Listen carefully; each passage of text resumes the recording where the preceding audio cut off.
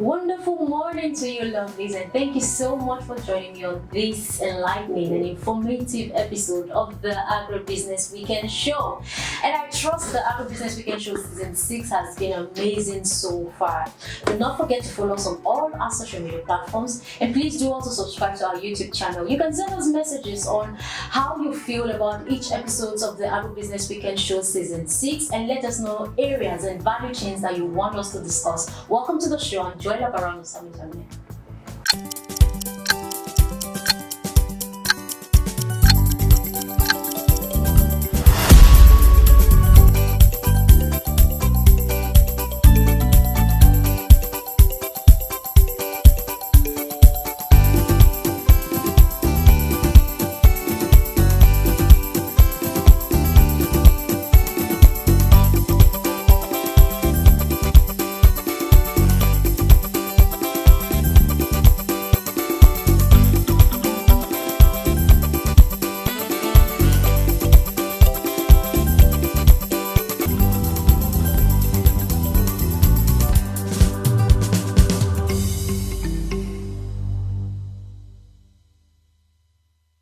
Welcome back. If you just joined us, you're right in time. This is the Agribusiness Weekend Show, your number one agricultural favorite show in Nigeria, Africa, and all over the world. Quote me anywhere. Now, you would bear with me that the recent inflation in food prices, I'm really concerned about food prices because of it is Agribusiness Weekend, all right? So the recent inflation on food prices is alarming. And from a report from FAO, 14.4 million Nigerians are susceptible to poverty, food insecurity as a result of the inflation. Now, today I want us to look at the way out of food security amidst the inflation and an increasing Nigerian population. On set with me is the Managing Director for Farms Limited, Mr. Tunde Banjoko. You're welcome to the show. Thank you, Joy, for having me. I want to say thank you so much because you are always there for us when we call you. He is now more like an in-house analyst for us, and thank you so much for all you. Thank you, Joy, for having me. Welcome to the show. I love your cat. It's the cat for me. I'm a Nigerian, so I decided to go Nigerian today. Now, I'm really concerned. Okay. Let's start from, it's like a chain. Yeah. So we got into the pandemic, the COVID-19 pandemic, and then we came out from it. And it's not like we're out of it like... Completely, Now we are in the midst of the Ukraine and the Russian war. Now, the one that is annoying me is when you want to buy egg. 58 egg of 20 naira. 50 naira. No, okay, 50 naira. Now, no, I think 100 naira or so. And what they will give to you. It's really... What is happening? A lot is happening at the same time. And so really, like where you started from, we started with disruption in supply due to COVID. We thought we were recovering. Then Ukraine-Russia war came in and then scattered everything. And that's also not forgetting that we have our own internal issues before COVID, before the war. So what we are facing as a nation is those backlogs that we've neglected, that we are now seeing them in broad daylight, if I can use that word. Now things that we thought we could cover, it's now not something, like you said, 14.4 million. That's as at May 2022. Yes. Now, between June and August, the number is going to 19.4 million. Wow. 19.4 million, 21 states, for about 416,000 people in the IDP. People in Lagos State are included, people in FCT are included, Abia, most of the states in the Northwest, Northeast are included. So just very few, out of that 6 states, we are saying 21, how many is left? So it's a major issue, but the reasons are not far from what we already know. Now, as a country, we are still battling with low yield. Maize now, so those are, because some of you mentioned eggs, so that's why I picked on maize. Okay. Those are some of the crops that drives the prices of egg. You mentioned 50 naira, 100 naira, because the feed. Before, a ton of maize used to be 70,000, 80,000. Now people are buying 234,000, 260,000 in some places. Same for soya, and those are the two main crops mixed together. They blend with other things to produce feed. So now other countries are talking of 8 tons per hectare, 10 tons. We are still doing 1 ton, 1.5, highest 2 ton. It's when you add 3 or 4 tons, you brag in Nigeria that I have 4 tons per hectare. So we are still battling low yield. So it's still something that we really need to start looking into, to start reversing these numbers. You know, I'm going to come to that point. Okay. Like, I want to know who is responsible. If we have to deflate these prices, what should the farmer do? What should who is responsible? Who is responsible? The government, the farmer, because who is responsible? Everybody is responsible. So let me give everybody their area. their own share. The first person that is culpable, the first culprit in this is the government. The governments are to create the enabling environment for both the farmers and the private investors to come about. So, and then the government also has most of the resources financially to change this narrative.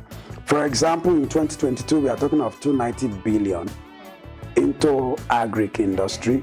How much of this 290 billion is going into the real production? When we are talking about 185 billion of this, or almost a large chunk, is going into recurrent expenditure of the ministry. And then you say, okay, 2 billion for irrigation. Irrigation where? Not stated. 630 million for toilets in public, in markets and schools. Which market? 740 million naira is going into solar street light. Which area? Some of these things is vague. It's vague. So you can't. So how do we track as practitioners? Okay. How do I know the money budgeted has been spent? We looked at over the weekend. I was looking at the budget, agri budget of most states in Nigeria. You see a state budgeting 12 billion, and at the end of the year they did 1 billion. You see a state budgeting 3 billion. At the end of the year they did 200 million, 300 million.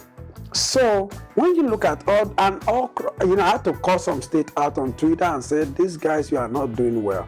And that's why when I saw 21 states, I wasn't surprised, because, so that's one thing. So the federal government, are they giving the policies also to drive the investment into that sector? Are people comfortable? When you talk to most investors, is agri one of their main thing they are looking at? They are looking at other areas that can give them quick returns, because I wonder, when it comes to food security, Nigerians, we are still very, very mostly dependent on imported foods. Now, where do we begin to tackle this issue if that is what we still depend on? Our farmers are not producing the food that we eat. Is it that our farmers are not producing, or they don't want to produce, or they are not encouraged to produce? So I don't know. So really, that's why I said, I said earlier on, we'll look at the different things. Okay. So the government, so now the farmers wants to produce. Okay. For example, in some states, farmers have to pay bandits to be able to go to their farm, to be able to harvest. They pay tax to bandits. And in a situation whereby farmers need to now get escort in some part of the country. Insecurity is a major issue. So in my own opinion, most farmers want to produce. But you also ask yourself, do they have all they need? Are they motivated to produce? You look at, we're reviewing the cost of diesel alone, its effect on production in 2022 alone. So let's assume you would have cultivated an hectare of cassava with maybe 220,000, 240,000 before now. But because of the increase in fuel and all that, now you might be talking of almost 600,000, 700,000. So it boils down to the whole. So the farmers are willing, the farmers are ready. I'm a farmer, I'm willing, I'm ready, but I'm not going to take a loan of 40% per annum to cultivate my farm. I don't want to go into that debt. And the challenge in taking such facility is the fact that I don't have control over the market. My numbers might go off my projection. Okay. So the farmers are willing, the farmers are ready if they are given the right environment. Of course, what are the areas the farmers still need to work on? Because we have a role. Yeah. And one of it is we have to start embracing new technology. You can't still be planting maize you bought in the open market and expect 10 tons output. Okay. You can't just go off shelf. Corn that is meant for popcorn or meant for to be blended, and you are planting that, those are corn, those are not seed. So you have to know the difference between you are just buying corn, you want to buy rice. People should also, as farmers, start buying seed, spend money. Don't just say, at times, if I tell you how much some of us are spending on cassava stems this year. Is that a promise for a greater yield? Yes, Okay. it's one of it. So because it's so how you farm, are you mechanizing the operations to have better yield? Or are you still depending on cutlasses and hoes? Are you still depending on rain-fed agriculture? In this day and age, as a farmer, you should know that for us to have some of these crops all year round, because the more you have it all year round, your output is also increased, and the prices are likely to drop. Like the FAO report telling us, March, April, May, June, prices have been falling. We can have that all year round. Yes, it's possible. If we irrigate, for example, if we irrigate, then we can now start comparing the numbers, not just for 3 months that is seasonal, but we can now start looking at, okay, what will be the report by the end of the third quarter? What will be the report by the end of the fourth quarter? So for farmers, that's something, some of those things we really need to start looking at. I'm really concerned about the employees category. Okay. You know, because with the way the inflation is going, Yeah. some persons may just be, pushed to the extreme. Yeah. Employees, Yeah. these set of people, salaries are not increasing. No. But transportation is increasing. It's increasing. Prices are increasing. So what is it for them?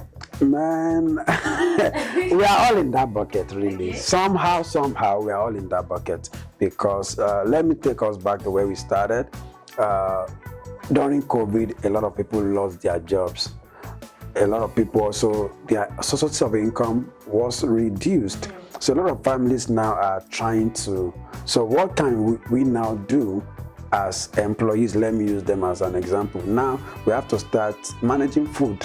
When I say managing food, this is not the era for food wastage. Okay. This is also the era for us to start appreciating what we have. This is not the time to say, I eat Japanese jollof, I eat, Ghana jollof. This is the time for us, because that's also affecting our numbers at the end of it, and it's also putting pressure on the dollar.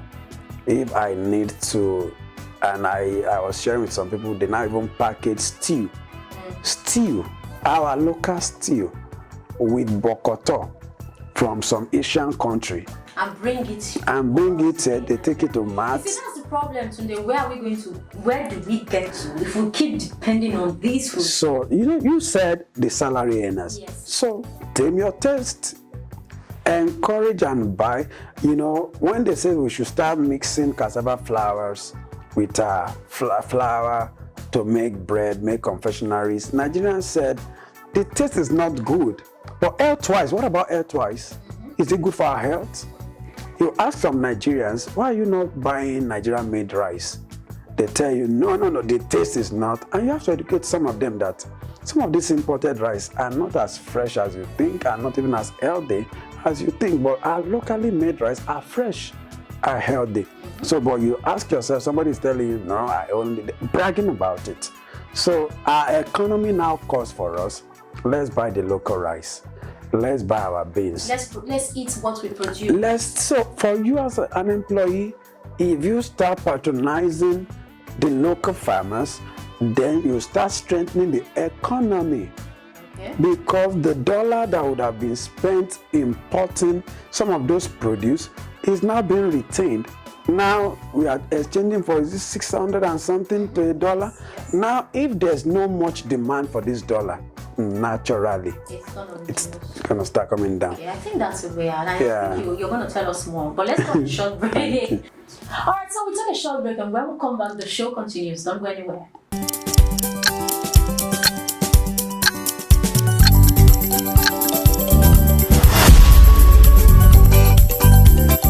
Okay, so this is me, Shola Obikonye of Sterling, urging all of our esteemed viewers, more prospective, and existing, to tune in to this very highly laudable agribusiness weekend TV on YouTube and on every other platform where you can find them anyway. They have been a veritable part of our journey in agriculture in this country, and I can tell you it's never a dull moment with them. Please make sure that you follow them on all platforms. Thank you.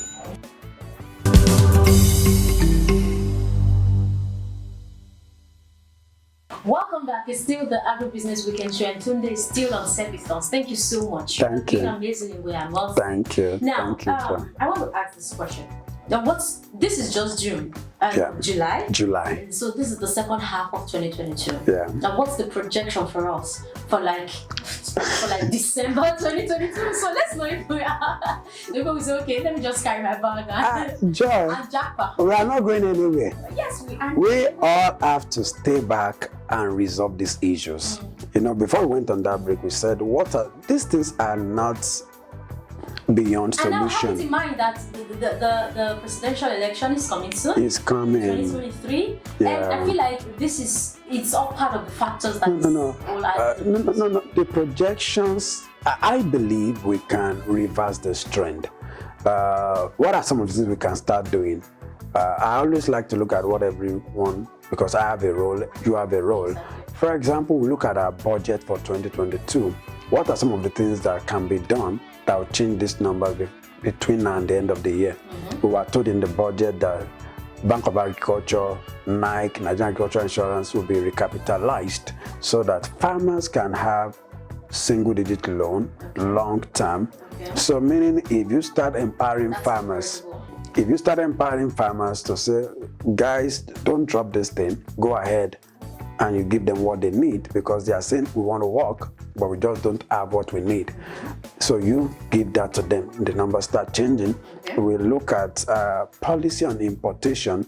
As long as you are importing some of the things that can be produced locally, then the numbers will change. So can we have policies stopping that, saying no forest will be given to these things, no forex? I really would love to if we have. You know, if we have such, for example, we have locally produced, tomato paste, but are they doing well in the market because of the imported ones? These are people who have spent their billions, investors' money to set up factories. They've spent money, they've given money to farmers to plant. So that value chain would have continued if we stop the importation and then flood our market with these products. So if we go in this direction, you know, we talked about individuals taming their taste. Now we're talking about government bringing policies, encouraging farmers, and once the farmers can see hope. And then I think there's also one area that I'm also very interested in. That's the way of improved practice in agricultural practice. We talked about seeding earlier on. We want to see young guys working with drones, seeing agriculture as something that is exciting. We want to see young guys, ladies and guys, working with tractors, driving tractors, having fun. So there's a call for youth, and most of the youth are also interested. Yes. But there's a perception that, can I ever buy a Range Rover if I go into agriculture? You're right. Can I ever go on vacation like my colleagues in the tech space? So we also need to start, you can't just keep telling them there's hope, there's hope. When they can't see, for example, I tell people, when most of us were younger, they ask, what do you want to be? You say, I want to be a doctor. Exactly. What do you want to be? For example, I wanted to be a pharmacist because I had neighbors, two of them, ladies who are pharmacists, and they were doing well. Okay. They both had official cars. Funny enough, one of them. That was my inspiration, because something just told me, as a young boy in secondary school, if I become a pharmacist, I'll be successful. And I of course, I didn't get pharmacy. Okay. And that's why I landed in geophysics. And then, but still, that's to let you know, if the younger generation, now we talk about the average age of a farmer in Nigeria, between 55 and 65, we are in a population where 62% are below 24 years. So Meaning we should look at how can we get these people into that bracket. They must find it interesting and engaging. Now is a tech world. Okay. If it's not driven by tech, you can't get them. Yes. So we have to look at a situation by a farmer, a lady, and a guy. I'm stressing the poor lady, so it's not just a guy's thing. A lady can think, okay, no, something happened in my farm in Ekoma some weeks back. Some villagers came, they saw us using the motorized sprayer we just bought, and they were so impressed. They said, wow. So that's it. People want to, and I told them, I said, I actually wanted to use drone to spray, but my guys were not available. They were saying, wow. That's the same thing we should be doing to the young ones. They should see this thing is not, I don't have to get dirty, and I can still do the work and get productive. So that's also one major area. I want to talk about the problem of insecurity. Now we have all these things in place. What cannot go to your farm? Wow. Insecurity really is something you need to be knowledgeable about. It's a major issue. Let me start from there. It's a major issue, but it's also overrated in some portion. Okay. When I say overrated is, if you ask an average person, they think everybody in the north has been pumped. Okay. They assume everybody. I was with a farmer from Plateau State on Saturday, and he was telling me that should come. And he gave some very valid reasons that the areas where the banditries are actually operating are in isolated communities. That if I come, you see in major towns, there are major projects going on. So we can start looking at safe areas to operate, because we can't abandon all our farms. Okay. So you can make inquiries about safe location where you can operate and still grow what we are growing. So that's what about. Of course, in terms of insecurity, the government needs to start. They must have the political will to end this thing. Because I am really concerned, and I want us to get to that stage. No. And I feel like we have all it takes to. We have joy. We have all it takes. I boldly say that we have the manpower. We have the markets. Nigeria, we talk about 206 million people.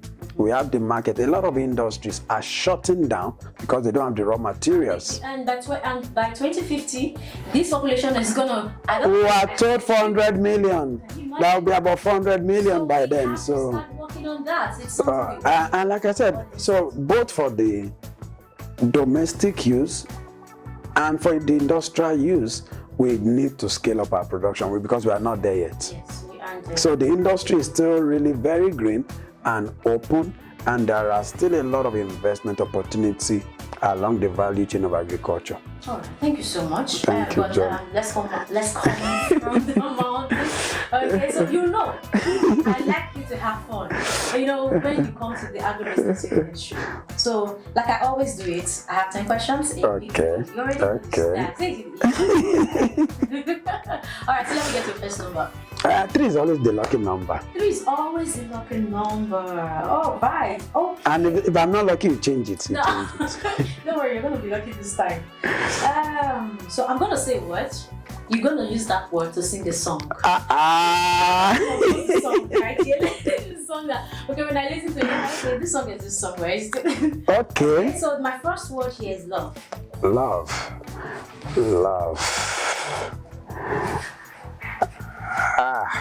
Joy. You like it? Love. I say I can't compose. Let me compose now. You can't compose. So I failed this one. You failed this one. Let me get Chris. Okay, I'll sing the same song I think I sang it the other time. That one is common. Amazing grace, how sweet. Shine, bubble. Eyes. How many songs, John? Eyes. I failed.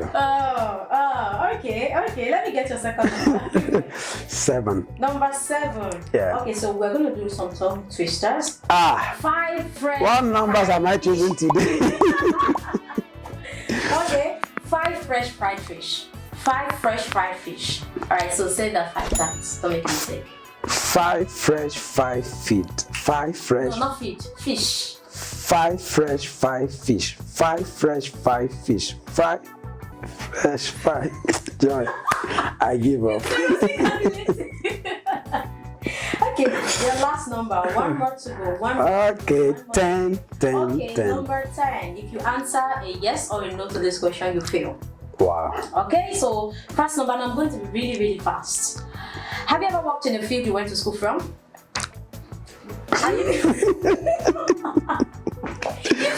Yes. You failed. Already? You failed already. I said if you answer a yes or a no, you fail. So. Oh, if I answer a yes or exactly, no. do not answer the question with a yes or a no. I Okay, missed so it. let's take it again. Okay. And I'm going to be very fast. Okay. Are you the only child of your parents? No. You failed. Joy. Okay. I know you this time. You nailed me this time. I'm coming back prepared. Thank you so much for coming on. Thank you, Joy, for having me. It's and we want fun. to say thank you for coming. Thank you. Thank you. Package from Thank you. us. I appreciate it so much. Thank you very much. Thank you. Thank you.